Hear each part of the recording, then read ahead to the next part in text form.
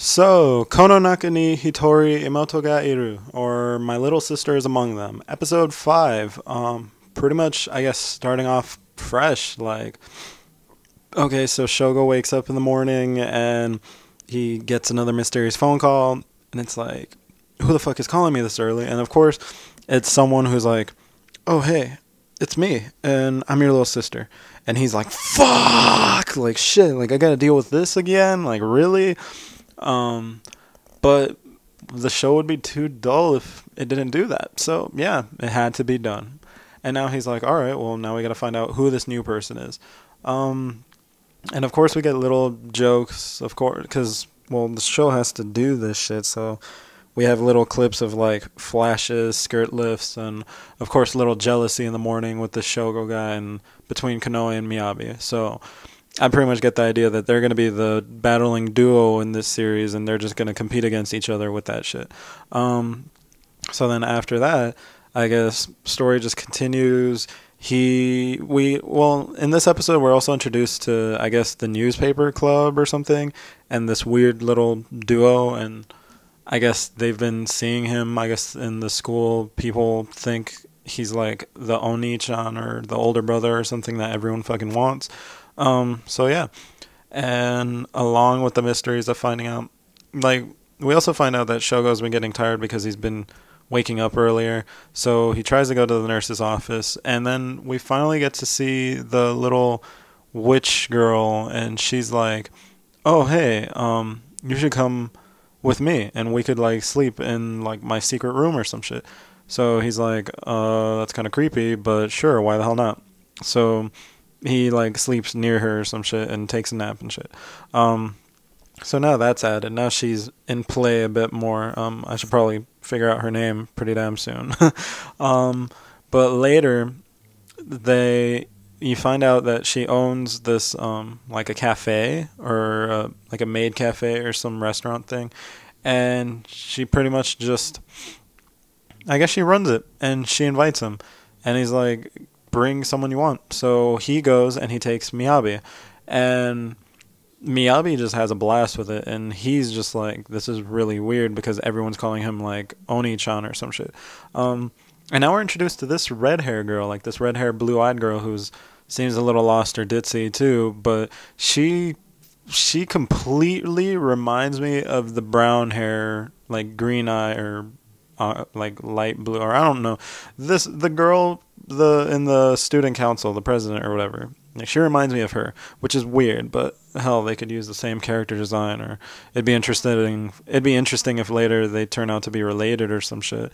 But yeah, so that's how that goes. They introduce her. They introduce the cafe. Then I guess the second time that Shugo goes to sleep at the extra classroom or whatever, he pretty much finds the cafe girl in a cat suit, or witch cafe girl, and she's like, oh yeah, I'm just practicing a new thing or some shit for the cafe. And then they get into a little backstory, and she explains that she's actually pretty damn smart. Like, she was really smart when she was little. She was, I guess, abandoned or orphaned or something when she was little, hung out at an orphanage, got adopted by some smart guy, and I guess that guy lives in America, but she decided to stay in Japan with her mom, and she owned this cafe.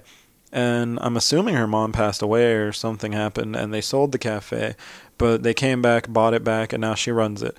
And yeah, so that's that.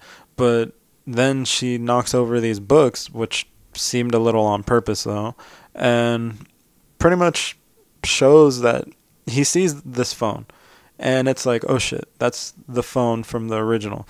And now Shogo's suspicious, and he tells the Kazu, or whatever the hell her name is, his assistant or secret agent person, he tells her like, the witch girl has it.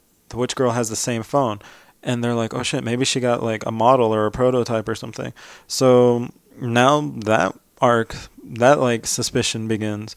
And since everything went kind of fast, I'm figuring it's going to get fixed in the next episode, because it's kind of like, you just got the idea that she's your sister, or that she's the one like faking you. So you might as well just deal with it, get this shit done. It's like, there's no reason to really drag it out other than that. But yeah, let me think. Anything else on the episode wise? She does that. She's a cafe girl. Oh yeah, and then the ending.